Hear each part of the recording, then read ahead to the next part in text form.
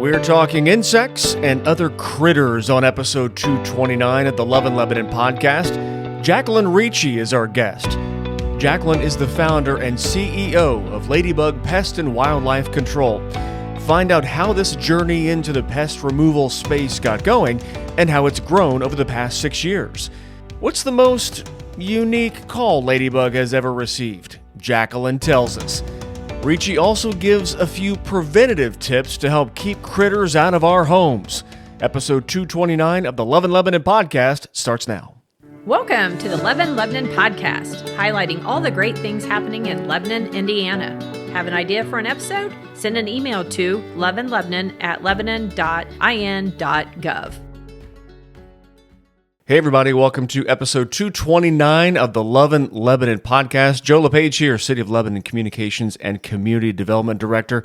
We are talking about an interesting topic, and we've got an expert, and her story is fantastic. Jaclyn Ricci joins us from LadyBug Pest and Wildlife Control. Jaclyn, thank you for being here on the podcast. Thank you for having me. And putting together the graphic, it was just going to be Ladybug, something, but then the Wildlife Control kind of got me down a rabbit hole, pun intended. Yeah. And on you guys' Facebook page and on the website as well, there's so many like unique and fun and just crazy pictures. You guys have had some adventures, raccoons and squirrels and so many different creatures. So many. Yeah. Our business and our industry is just full of surprises and so many fun things, not just to talk about, but to watch on videos. And so we've really created a feeling around our business of showing people and educating people about animals and bugs, and it's a really, really fun journey. And I love how you lean into it too, because it could be, oh, yuck, ooh, let's get these things out of here, but you take like a more kind of I wouldn't say adorable, but a more fun-loving approach. When you got the stuffed animals and things like that, and the graphic on their Facebook page, everybody, it's so fun. The cartoon character, back to school with Ladybug type stuff, and it's such a unique and I just think wonderful approach you guys take with it. Yeah, we have a lot of fun with it. We didn't want a boring business. We wanted something that was fun and educational and entertaining for people as well. So, and the wildlife and the bugs just really fit in well. I mean, who doesn't want to watch gross and weird and scary things in attics, right? It's like one of those where you can't turn away. It's like, I want to see what happens next, that type of thing. And we'll get into your staff a little bit, but they play and they lean into that so well. And I love the model you guys have built, you and your husband, Johnny. It's fantastic. Thank you. If we can kind of talk about the business and the origin story of LadyBug Pest and Wildlife Control. Yeah.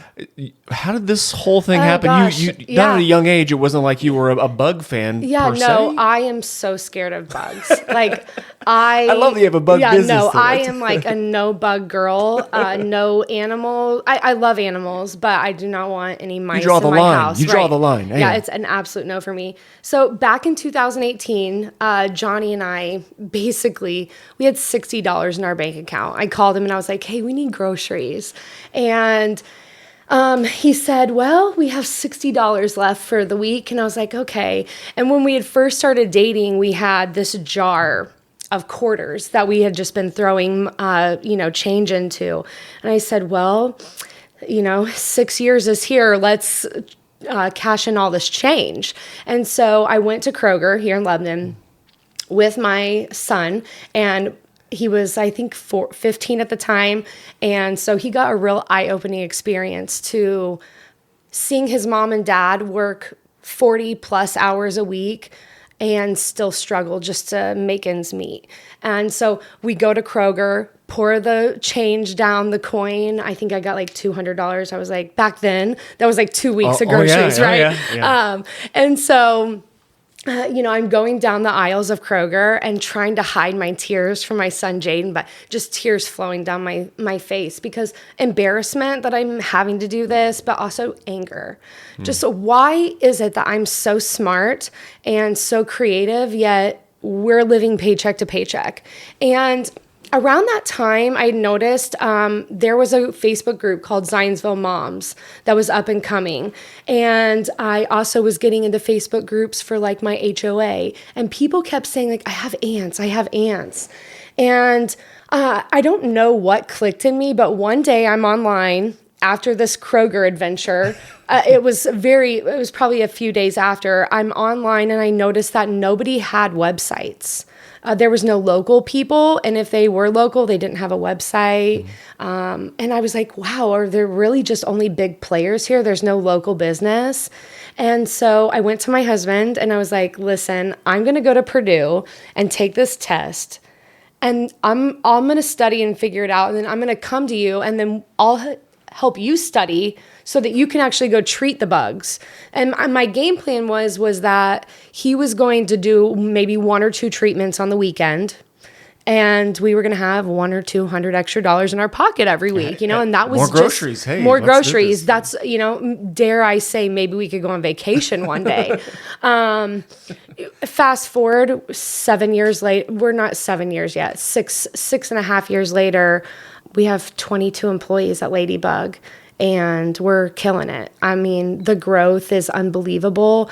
Our community, our friends, our family, strangers that don't even know us in this industry have built us up and encouraged us to grow this to such an unbelievable level that I never thought was possible. I thought this was going to be like a part-time business, and within 2 months, my husband and I quit both of our full-time jobs to start LadyBug, and it's been just up ever since. So it's been a very exciting journey that I never, ever thought I would ever experience. And again, I hate bugs.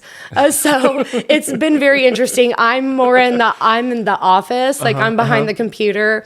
And, when we first started, Johnny was out in the field. So it's been a very fun and interesting ride how we've gotten to where we're at. So part-time ant eradication has turned into 22 This huge employees, thing, different regions, and all these things. Well, Coverage areas. When we decided, okay, we're going to launch this business, I was like, okay, I'm going to make a website and I'm going to make brochures. And I was like, we're going to launch March 1st of 2018.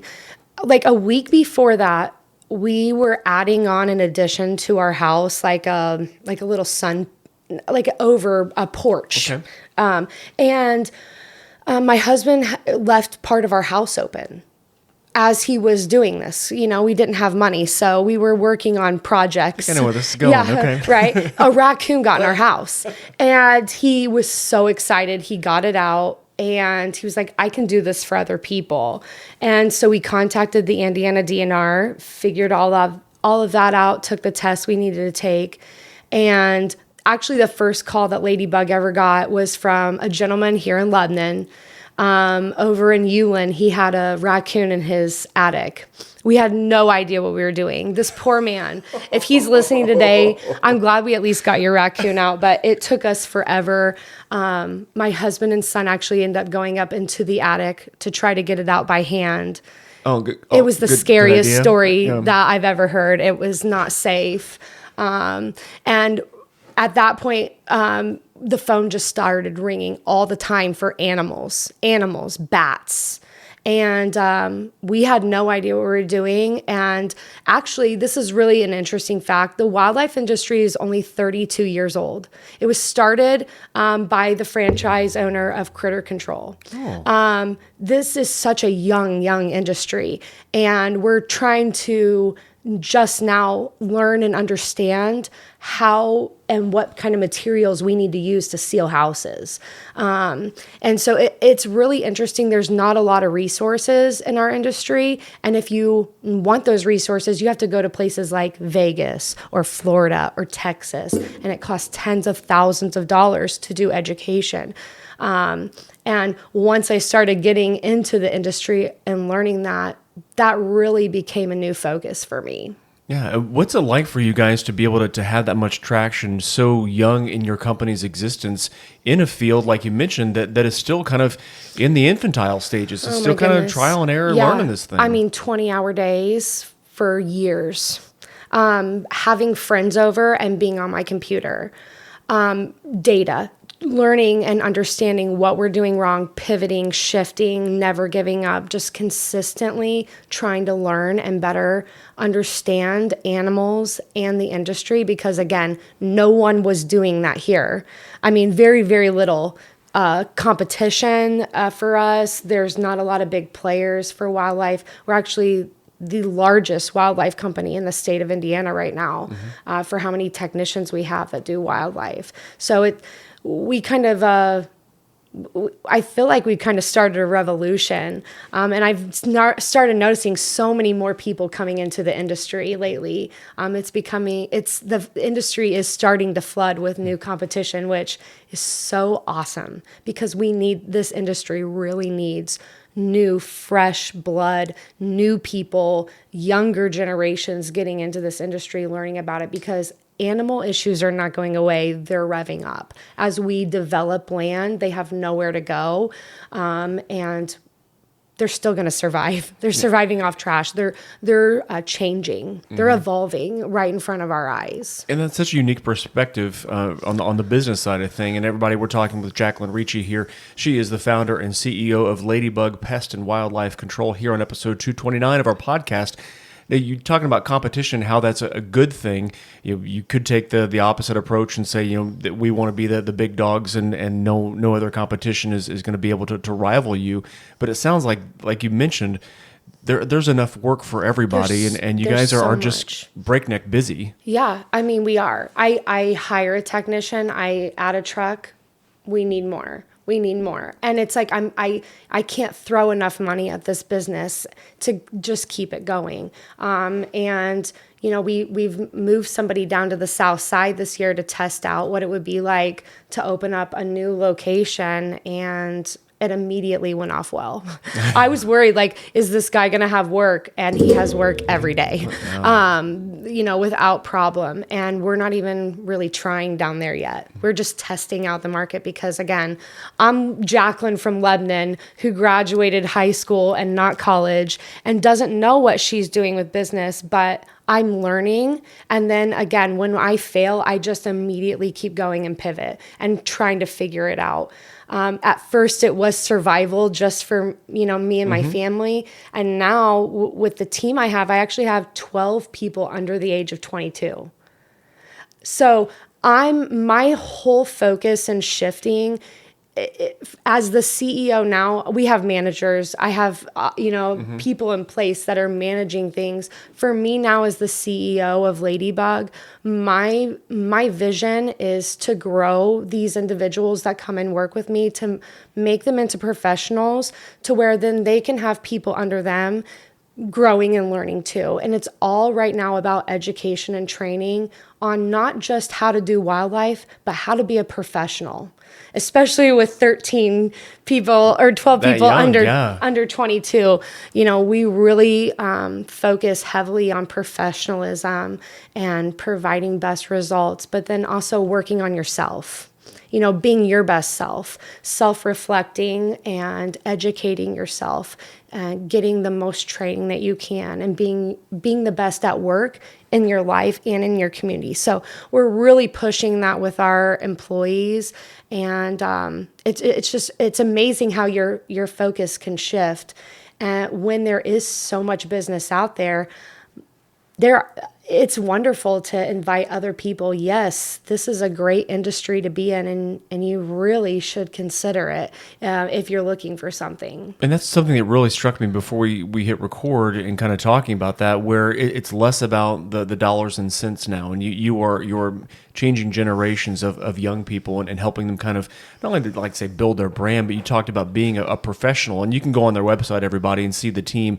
There are some pretty fresh faces there, and you mentioned the age range of some of those. But is that part of the pivoting process? That passion that you have now is more so towards the kind of building up the next crop of folks, just kind of being and learning how to work a job, how to be a professional, and being able to give back as well. You guys started a scholarship as well through the Lebanon High School Foundation too. I have a huge passion for making sure I give back, because I was just a regular person trying to make it. And I want other people to experience what I'm experiencing right now, which is just a level of excitement and passion for what I do. I want other people to feel that because it's a sense of freedom. It's not like you have to go to work every day and you're dreading it. It's something that's exciting. And I want other people to experience that. And I'm not just doing that on a local level. I'm doing that on a national level as well.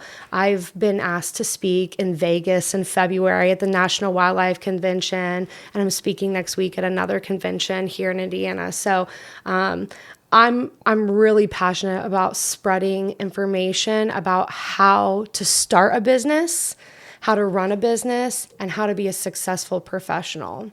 And you seem to be like a lifelong learner as well. We talked about earlier in the pod about how you're doing research and continually, learning new things and trends within the creature industry. Yes. I'm guessing that is something that you want to continue through LadyBug and other avenues as well. I'm hoping I am instilling that in my team as well, that they also want to go out and help other people and grow other people in that way. Yeah. And as someone that kind of leans in the marketing side, I've got to ask you, Jaclyn, just the look is so distinctive. Like it's a LadyBug vehicle or a LadyBug that's a trailer that's going by. The logo sticks out. It pops off a jacket like the one you're wearing on the website. And mention the kind of tongue-in-cheek fun things that you guys utilize through your marketing efforts. Where did that all come from? Just because that is such a friendly kind of look into pest control and extraction. Yeah, I don't. Is that your baby? Is that your it's idea? my baby. Okay. I mean, I created everything. My mom came up with the name LadyBug, and as soon as she said it, I was like, 100%. My husband was not 100% on board. Okay. Showing up and be like, "Hi, I'm Johnny with LadyBug." You should have seen her face, everybody. But once the money started rolling in, he was like, "Yeah, I don't care. You can call me whatever you want." So that's pretty funny. But my mom came up with the name, but I'm behind the branding for sure. And that's actually what I'm going to speak about in Vegas, is about branding. I have just always had like this creative niche about me digitally. I always played around with brochures or business cards and design. It's just something that I find really fun.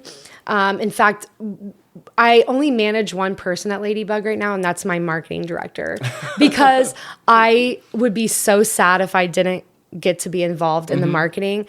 She probably, poor Aubrey, she is amazing. And when I hired her, the best way I can describe it is Aubrey and I would design our bedroom the exact same way. We have, like, to a T, we love the same color palettes. We like the same things. And so when I hired her, it was just really natural. She took over that branding and marketing, and she does so much of it now. I just come up with a lot of ideas. I'm like, oh my gosh, let's all dress up in all of our costumes and go over to Stokes, because we're right across the street. Okay. Our building is. And like on the first day of school, we got to give all the kids high fives and, tell them have a great day. That was so fun. I thought that was going to be something nice for them. And all of us came back with like the biggest smiles on our face. And we all realized that was actually better for us. Yeah. Like it was so good for us to see those kids and wave and have fun. And that's what LadyBug is about. Of course, it's about saving animals, killing bugs. But it's also about a feeling, and when I'm doing my branding and my marketing, I tie that back in. For me, it's a feeling. It's not about a sales call. We're not a billboard. We never will be. We're about a feeling. We're about being better. Yeah, and you can tell that that's really, it hits home with you. There's some kind of like synergy. It gets at the heartstrings. Yeah, it does. Sure. I'm really, really passionate about that. And it's about making people feel like I'm feeling right now, like that passion, that energy. It feels good and it makes me happy. And I think more people need that in this world. especially in today's world. It's a pretty dark place, and giving back and having good energy and being fun and having fun at work makes a big difference for a lot of people. In much the same way with those young people seeing you dressed up in the mascots, I'm going to call them the mascots that you guys have, but seeing their happy faces, I'm sure there's a likeness there with the gentleman that had the raccoon in his attic, or the other rodents, creatures that you were able to get out of homes and garages and all those things. There's that kind of, you made my life better today. Yeah. Like the kiddos at Stokes. Yeah. I mean, not everything's a win. It's not all rainbows and unicorns. I feel like I might be painting a little bit of a rose glass picture here. We have days where we disappoint people. We have days where we mess up. We have days where we don't give 100%. And that's where we have to go back to the drawing board and remind ourselves the why we're doing this, so that we're having fun, so that we're giving back, so that we're bettering ourselves. And so I take our fails. Of course, they stress me out, right? Yeah. They give me a lot of anxiety because I want my clients to have such an amazing experience. And so when they don't, I'm like heartbroken about it. I take it really personally, but at the same time, I get really excited because now I've just got an opportunity to have a one-on-one with somebody, or a manager does, to where we can make things better. Not just for our clients in the future, but also for that human being that's working for me, to make them more professional, to give them an edge up on their career. Oh, that's a great perspective. Yeah. I got to ask, I would be remiss if I didn't ask the most unique or strangest call you guys have ever gotten, or craziest critter that you guys have been able to, whoa, wait a minute, I didn't expect that. Yeah. Is there one that comes to mind? Yeah. Well, I can tell you we have so many funny things. I mean, anything from our phone system, we take emergency calls. Okay, so I have thought how funny it would be to have a TikTok of just our emergency calls, because playing the messages only the messages, because they're so funny, and I hate to laugh at people's fear, but I'm sure they would laugh at themselves later if they heard it. You got to do this. Yeah, but they're like, I'll have grown men call and they'll be like, "You gotta come. It's 2 a.m. You gotta come right now. There's a possum in my backyard."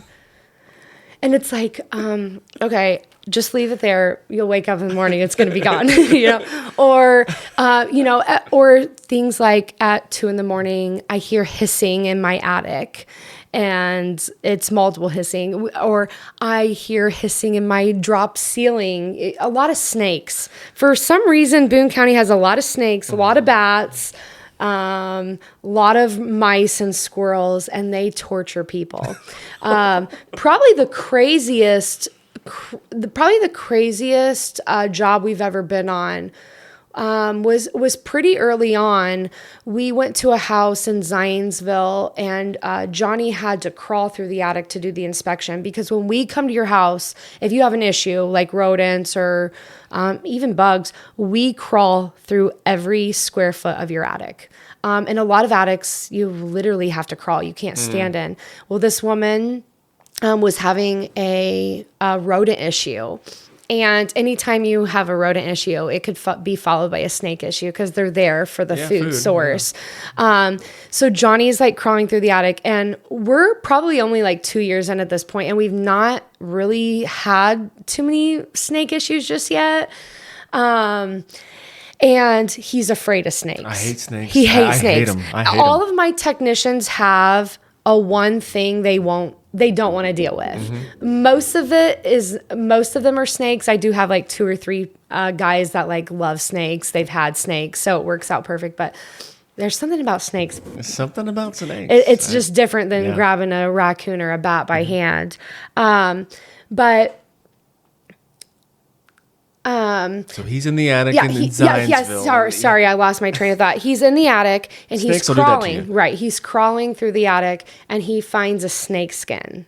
He's there for rodents, okay? So he's like, okay. And he showed me the picture later. I'm going to guess it was 7 foot. No way. And so he keeps crawling through the attic, another one. another like 7-footer, 8-footer. He just keeps going. We actually have a picture on our Facebook page. You'd have to go back to like maybe 2020. Oh, may have to do and this. we end up finding like 8 snake skins, and we even measured them and laid them all out. But the woman's home was infested with snakes. It had multiple generations of babies, and they had just been living in her house, eating off of rodents, and not ever leaving the house because they had rodents in the house, in the attic, right? And so that was probably the craziest thing that we ever had to do, was to get a whole bunch of snakes out of a woman's house in Zionsville. Especially for Johnny, since he didn't like snakes, but he got over it. He's no longer afraid of snakes. He's like, yeah, they're nothing for me.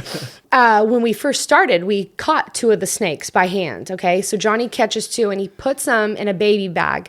We have like these canvas bags that we place our baby raccoons in, or baby squirrels, when they're getting transported to a rehab. And so Johnny doesn't know what to do with these snakes because it was during the inspection. So he puts them in this baby bag and ties the bag. Okay, it's a canvas bag. Okay. He puts it in his truck. Oh, boy. Okay, he comes home and he comes in the house. He's like, do you want to see these snakes? And I was like, no. Like, immediately no. What do you think? Like, no, right? He's like, oh, no. Just like, come on, like, come look at them. And then I'm going to take them to where we drop off our stuff from the DNR, where it's approved. And so I was like, all right, fine. Like, I'll come out. We're in our neighborhood. We live in Hickory Meadows at the time. Okay. And there's 2 people walking their dog. And one of them starts screaming and she says, it's a snake. And we look at each other and we're like, no, there's no way this snake got out of a tied bag, out of Johnny's truck bed that has like a camper shell on it. I was like, that would be impossible. It wasn't. The snake got out. I mean, it got through the tiniest hole I've ever seen in his truck. I was like, oh my gosh. And that's when I really started to realize, like, oh my goodness, animals can get through anything. Like, basically the circumference of a pen or a pencil is what most animals can get through, like rodents, snakes, bats, things like that. And so that was probably the craziest thing that ever happened. And that is crazy. Thank the Lord we were able to get that snake back again. I was like, can you imagine if it would have? These aren't biting snakes, they're just your typical old Indiana snakes, but it would have been really bad. And that's the thing about LadyBug and our story, is we have so many fail stories. We have messed up so many times to get better and better and better. Yeah. And we're awesome now. We're such a great company, and we have such a wealth of knowledge and understanding of how animals work. And it's just been such a funny, interesting journey, having to go through so many trial and errors because there was no way to really learn. Now, as we record this podcast, and I'll get you out the door with this, everybody, we're talking with Jaclyn Ricci. She is the founder and CEO of LadyBug Pest and Wildlife Control. We're recording right now on what will be an 80-degree day in September, but it won't be 80 much longer here in our part of the country. What are you guys bracing for, or maybe some advice for folks as the temperatures are going to get cooler and maybe animals will want to find a nice warm place to call temporary home? When I first started in this industry, a lot of people were like, well, what are you going to do in the winter? And I was like, I don't know, maybe it's going to be slow. And everybody I hired, like I started hiring technicians, and I was like, it's going to be so slow in the winter. Like, don't worry, you're going to work a lot of hours in the summer and that's going to be slow. And it's kind of a running joke. Like, it's not. That doesn't happen. It revs up. Really? It really does. Especially like October. We're getting really close to that point. Rodents are frantic. Wasps, hornets, everything is frantic. Right now, as the temperature dips at night, the animal's biology is really starting to click. I got to find shelter for the winter. And I have to find food. I have to store food. And that happens a lot in people's attics or on people's properties. And that's what we can help with. And my advice, as things start to get cooler, is go outside of your home and take a look and take a pencil and see if you can find areas that you can stick that pencil in. Because if you can, a rodent can get into that spot. And YouTube, it's super easy to seal your home. It's not hard. You can do it yourself. And if you don't want to, you can call a professional that can help you for sure. But that would be my recommendation is look outside of your house. Every 90 days, just as a good practice, you should always walk around your house and look for entry points where something could get in. Because you don't want any animals in your house. That's no good. You can trust me on that one for sure. So. Because you've seen it. Yeah. Now, you mentioned, sealing your house and things along those lines. Call the ladybug.com as a place to go. And hovering over the services you guys provide, it's not just extraction of 7-foot long snakes in the attic. No. I mean, you guys do some preventative stuff as well. You guys kind of really go full circle, full service. A lot of people don't realize we're actually a construction company. Oh, really? Yeah. Okay. Through and through, we are a construction company. Yes, we have chemicals. We're a pest control company. Yes, we have traps. We trap, we're wildlife nuisance operators. But through and through, we are a construction company. We seal homes long term. I can get an animal out of your house. I can treat for bugs. But that's a Band-Aid, and you're going to keep spending money with other providers. And that's something that's really different about LadyBug. It was a different approach 7 years ago when we introduced that to Indiana. It was being done by Critter Control and other people, but not on a local level at all. A lot of people just did not realize what it was. And through, we're a construction company. We seal homes. We install gutter apron, vent guards. We do remediations because animals poop in attics, and we have to clean that up. And so we do a lot of construction work. And people don't realize that a pest control company would be like that, but we most certainly do. Man, what a great story. Again, everybody, call the ladybug.com as a place to kind of get this conversation going. And check them out on Facebook as well. And you got to do the TikTok with the calls. What? I'll tell you. Oh, man, that'd be so funny. I'll find a good one. We'll ask the client, and we'll try to post it on our Facebook page and see how well it goes. But I think it would be a really good series to start if people agreed to allowing us to keep names out of it. We can beep some things out. So, But regardless whether that happens or not, thank you for the service you provide and giving us a few minutes here to kind of share your story. Thank you so much for having me. I really appreciate sharing my story with everyone. Man, everybody, I hope you enjoyed this episode as much as I did. Just fantastic. The whole kind of laugh, the kind of get you in the feels as well. Kind of touch all the bases. So we appreciate you listening to this episode of the Love and Lebanon podcast. More episodes coming your way. Take care.